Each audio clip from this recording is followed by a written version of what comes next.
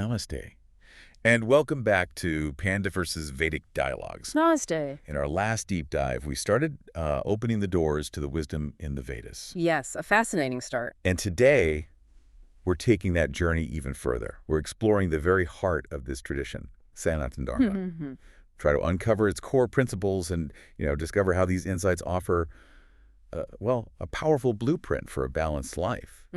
Especially for us today. Absolutely. It's incredibly relevant. We'll be looking at Sanatana Dharma not just as, say, a religious idea, but more as an eternal way of living. An eternal way. Exactly. Something that connects us to universal truths and, very importantly, to our own personal well-being. Okay. So hopefully you'll find some connections, maybe some aha moments today as we unpack these ideas. They might really reshape your daily routine, your outlook. Let's hope so. So let's begin. Let's dive right in. What exactly is Sanatana Dharma? Right. Many people might know it as Hinduism, maybe. But the sources, they say Sanatana Dharma is its true ancient name, meaning eternal law or eternal way. That's correct. And what's really fascinating, quite distinct actually, is how Sanatana Dharma, along with, traditions like Jainism and Buddhism, is rooted in this concept of rebirth. Right. Reincarnation. Oh, okay. Which contrasts quite sharply with the single life approach you often find in faiths like Judaism, Christianity, and Islam. That's a huge difference. It is. It immediately shifts the focus. Instead of one judgment day, it becomes this continuous journey. Consequences, evolution, across many lifetimes. It suggests a much longer time frame for learning and growth. A longer arc. Okay, so if it's an eternal law, what's at its absolute core? What's the central idea? Well, the texts point to a fundamental belief that behind all the diversity we see, all the namarupa. Namarupa, name and form. Yes, name and form. Behind all that variety in creation, there is one single unifying entity. One entity. Okay, what is that entity called? It's referred to as Brahman. Brahman. Think of Brahman as the ultimate reality, the source, the material and intelligent cause of every... Creator, maintainer, dissolver. Precisely. All of that. And it's often described by these qualities. Sat Chit Anand. Sat Chit Anand. Can you break that down a bit? Sure. Sat is ultimate truth, pure being, the realist reality, you could say. Chit isn't just awareness, it's infinite consciousness, all-encompassing. Wow. And And, that's not just fleeting happiness, it's boundless, eternal bliss. Sat Chit Anand. Being, consciousness, bliss.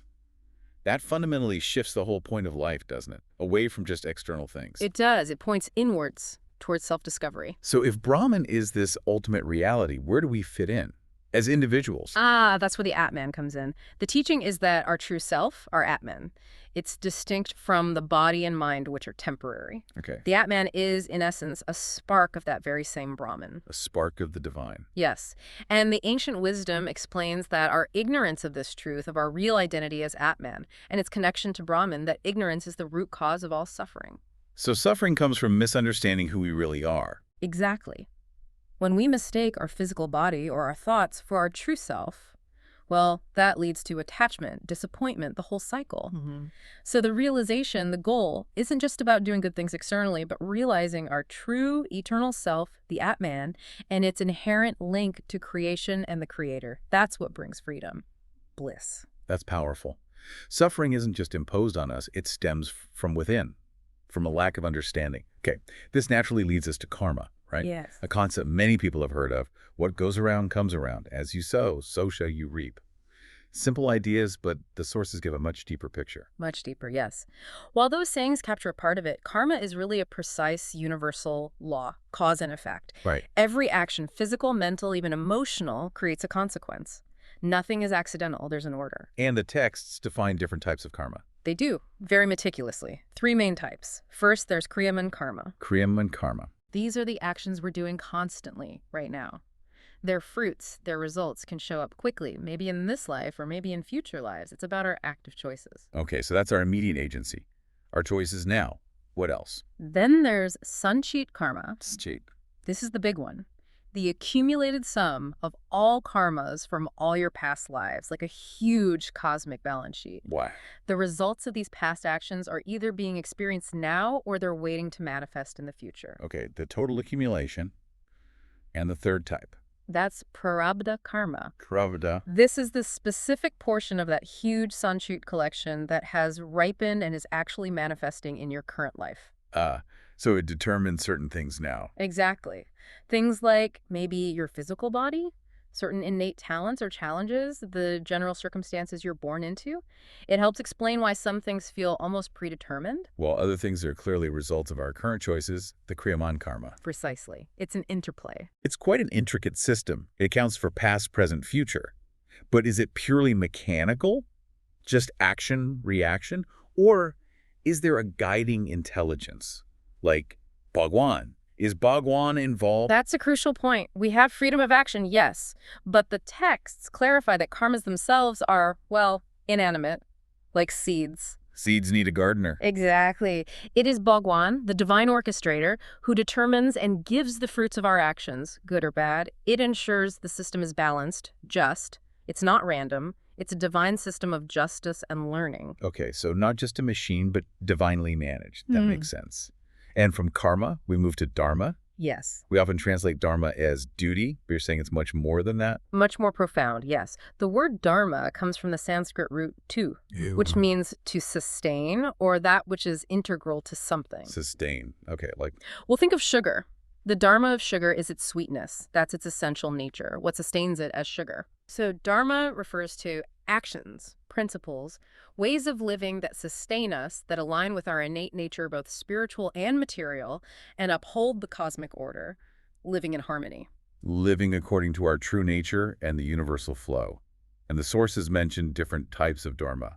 Two main types are often discussed. First, Sanatana Dharma. Sanatana dharma, the eternal dharma. Exactly. These are universal duties based on our spiritual identity as Atman, timeless principles for everyone. Like honesty, non-injury. Yes, honesty, non-injury, ahimsa, compassion, self-restraint, purity, generosity. These are foundational for spiritual life. Universal virtues. And the other type?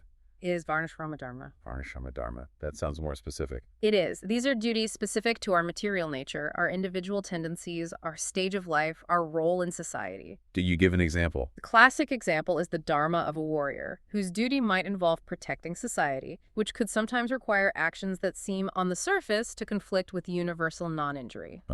Like the Bhagavad Gita with Arjuna. Precisely. The Gita explores this dynamic deeply. It shows how performing one's specific dharma without attachment to results and for a higher purpose actually contributes to the greater good and one's own spiritual progress.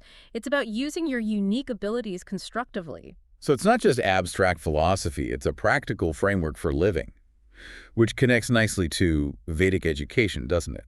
The Guru Shishya tradition. Absolutely. And it wasn't just about books. Not just memorizing texts. Far from it. The aim of Vedic education was self-realization, holistic development, the whole person. How did that work in practice?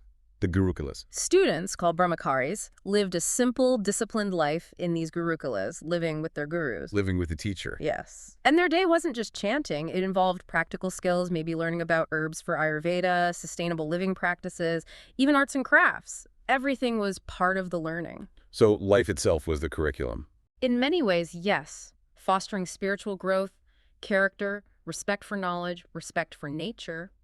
And often, this education was freely given, cultivating humility. What stands out to you most about that system, looking back from today? Well, the idea of free, accessible education is striking.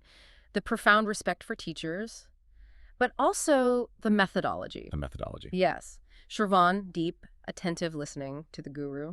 Then Manan, thinking deeply, reflecting, discussing the teachings.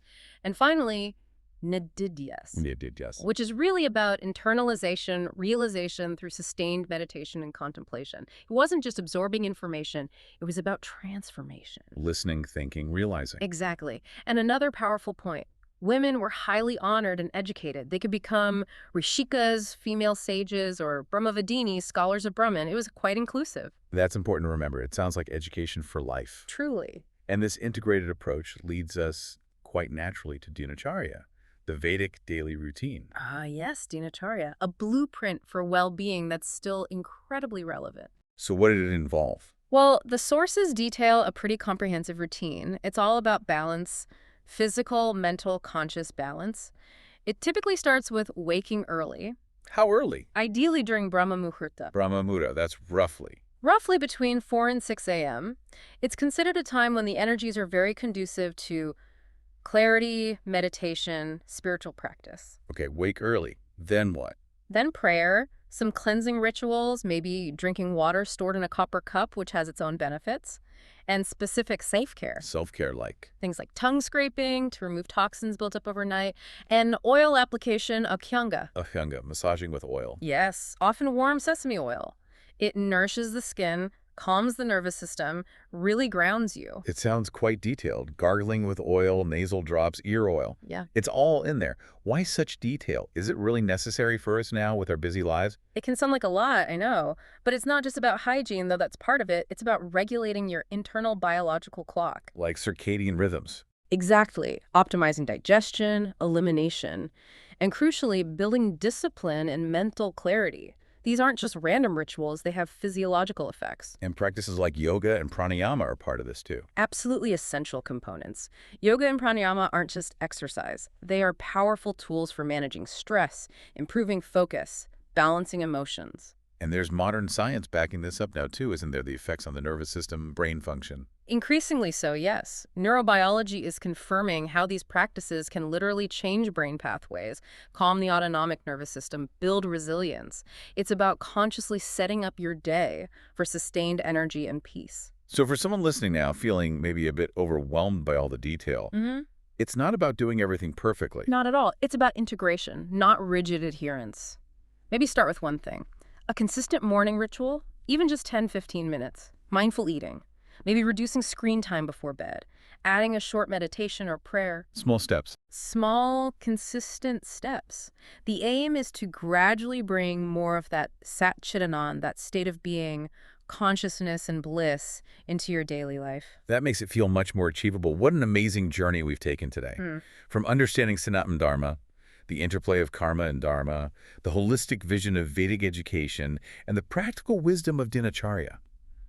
It's clear this isn't just ancient history. Not at all. It's a living wisdom, a pathway to self-realization, to a life with less suffering, more meaning.